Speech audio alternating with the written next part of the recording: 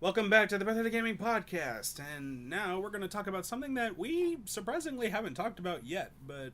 Which is amazing, because it's where the Tales guys, your number one Tales spot in the entire Your number one source of Tales information, anything and boys. everything. TheBerserierGaming.com presents the Tales of Retrospective stuff. Yes. So now we're going to talk about Tales of Berseria. This is the next big mothership title, is that correct? Yes. Yes. For the PlayStation 4, probably PC, not Xbox, anything. We'll talk about that later. It features, it's kind of historic. First time the sole main protagonist is a woman. Now, we've had games before where woman and men have shared the so before title. anybody's like, well, what about Tales of Zelia? Yes and no. Yes and no. While Mila does... She co-stars with it with with Jude. Jude, yes. So, yeah, you could argue that, but at the same time, no. So this is the number one... like I said, this is the first time we've had a sole protagonist that's a woman. Yeah, and her name is Violet. Velvet. Sorry. Velvet Crow. Velvet Crow. We saw the Violet, trailer. you're turning violet, Violet! We saw the trailer. The first thing I thought to myself was like, what is this, Tales of Castlevania? Yeah, because you're seeing lichens, the blood red moon. Right. And when then it get kind of a Devil May Cry kind of feel to it too, because if you notice, she has a claw, and when she's not, it's all wrapped up in a bandage. Yep. That reminds me of very Nero. from Devil May Cry, how he always had it in the sling. It's very Nero. Yeah, very Nero-ish. I'm glad you caught that too. Yeah, and he can use that arm to grow and grab enemies and grab the enemies and slam them in the ground. And you see her doing that here too, and it feels like they took a page from it, actually. I don't mind them borrowing other elements from other games to go in the story. I think that's all good. Now, what do we immediately think about what we know about the Tales of Berseria? First off, all I can say, the plot, not really original. Mm-hmm. It's a pretty bland setup so far. I mean, I like the idea of at least their reason. The theme of the game is emotions versus reasons, which is a theme I really do like, because I have conflicted with things like that, where you'd rather react on emotion rather than reason. Right. Whereas you could be fighting for a reason, but it's not, or maybe even a cause, and you might not be acting on your own instinct, but because you're supposed to. Yeah. It's your job. Like if you're in the army and your army commander says you need to go and kill these people, you have to do it because that's your reason, rather than let your emotion fuel you and wonder if you're doing the right thing. Doing the right thing or not. Yeah, which is a theme I have always kind of bothered with, and I think Hideo Kojima does too, honestly, if getting a little sidetracked when it comes to his subliminal messages and his Metal Gear games, especially in Rising. Right. It became pretty clear. Yeah, exactly. War is bad, people. But yeah, I like the idea, but the setup doesn't seem very original, where it's she had a very good best friend or somebody that she trusted greatly, and ultimately ended up betraying her, and now she's raising her hand in there. I've never heard that before. Yeah. You're breaking new grounds with that one, guys. and now she's like, I will be avenged, and now she's isolating herself, and because of this, and a cute little kid comes along to open up her heart or something. Yeah, it's not very original, but in this day and age, I guess it's a little hard to be. Can I go on a little bit of a criticism? Mm-hmm. I'm not a fan of how she's dressed. Oh yeah. The whole straps and the buckles and the things and it's like, how the hell? It must take you 3 hours. Imagine if you wake up in the morning and time to go to work. You take your shower, you eat your breakfast. Oh, time to get dressed. Click, click, click, click. You're going up your leg. I know. Strapping yourself up. Exactly. That's got to be a very uncomfortable outfit just to casually wear. Yeah, make sure I'm showing a lot of cleavage, not too much, but a good portion. I think it'd be pretty ballsy to have a main character that just wore nothing but just a casual t-shirt and pants. Wrapping up my arm. Like, are Yeah, you? you're right. You know? Like, are you the main character? Well, looking at your outfit, yep, you check out.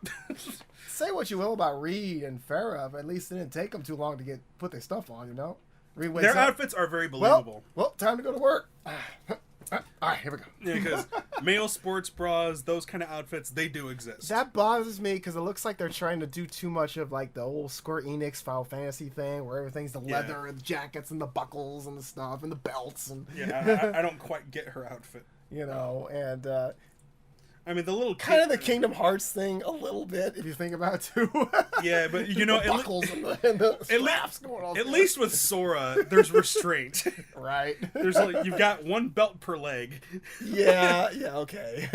There's one belt per leg and one around the waist, so at least there's restraint. Zippers and belts and shit. If anything, he's got zippers going on. Right. But yeah, the other character, Lafayette, or however you say the name. Yeah. I buy the outfit. Okay. It's not bad. It's simple. Now, remember when I say this is just nitpicking, but... oh, yeah, we're not judging the game. no. But yeah, but look at that, man. Yeah, I'm getting a close-up on her outfit right now. Look at this. Okay, first of all, I'm going to analyze the hell out of her outfit right now. Now that I've gotten it close up. This is not... functional.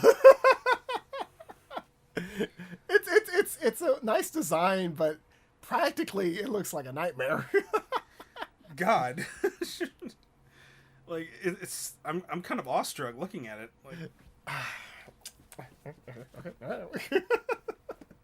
Like how?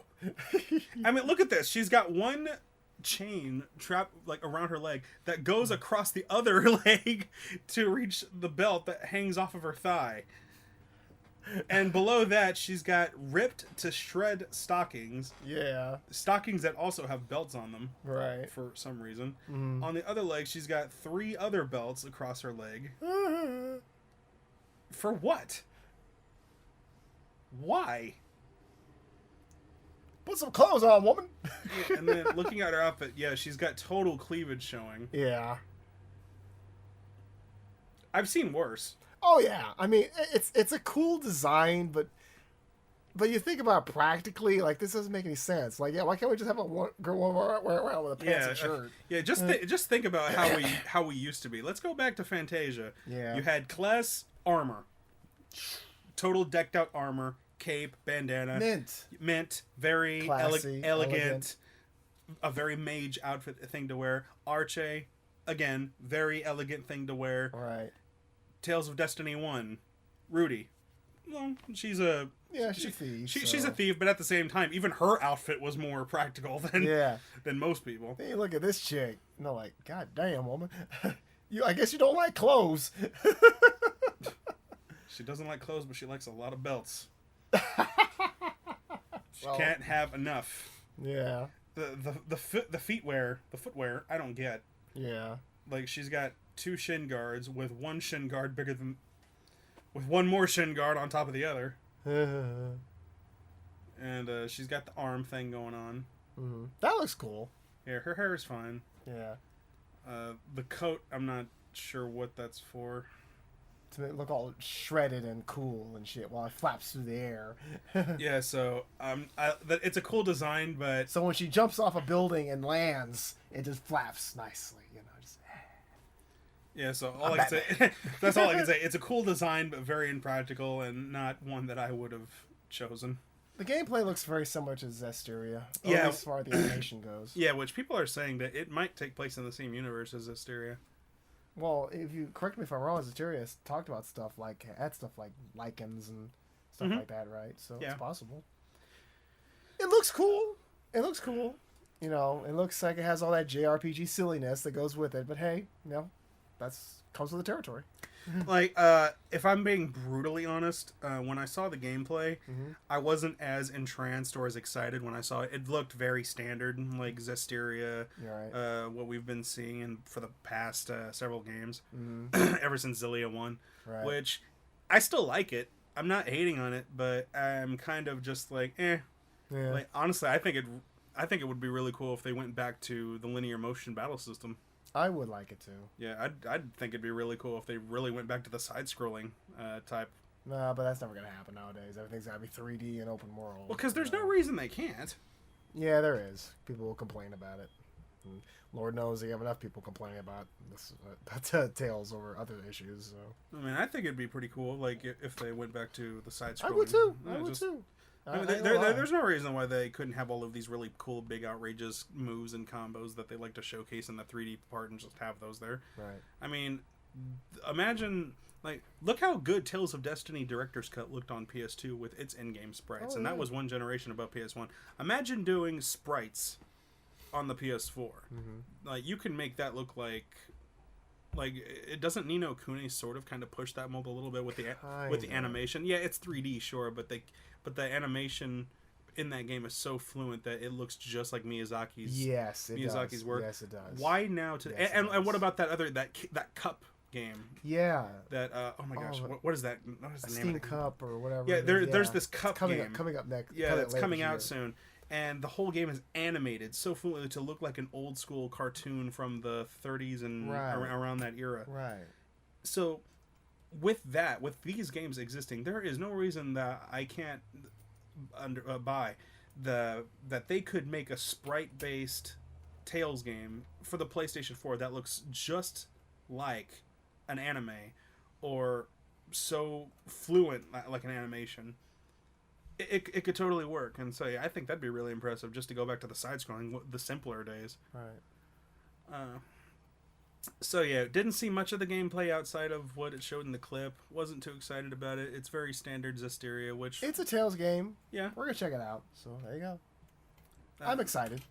Well, yeah, I'm always excited for a new Tales game, but with the information we have right now, it's not much to go on. Yeah, we know a little bit about the world. We know about the different continents and the whole pirate thing going on, and they got like ships going on, so it's got... You are a pirate. Yeah, so that'll be interesting. Tales of the Black Flag. Yeah, that's what that kind of came to mind, like Assassin's Creed Black Flag. Are we really going to do a Tales game now where we're on the ocean? Oh no. That'd be kind of cool, actually. Wind Waker. Well, yeah. Okay. Yeah, Wind Waker did it. Okay. When you were going to a pirate ship, instead of using cannons, you jump on each other's ship and then you do the Tales battle. Yeah, that'd be kind of cool. That'd be cool. Tales Wind Waker, pretty funny. Tales Wind Waker, yeah. So yeah, that's kind of our current opinion on Tales of Berseria. There's really not much to go on right now. Mm-hmm. Not sure when it'll come out for us. We'll keep an eye open for it. Yeah, hopefully I can move on in my voice acting career and get involved.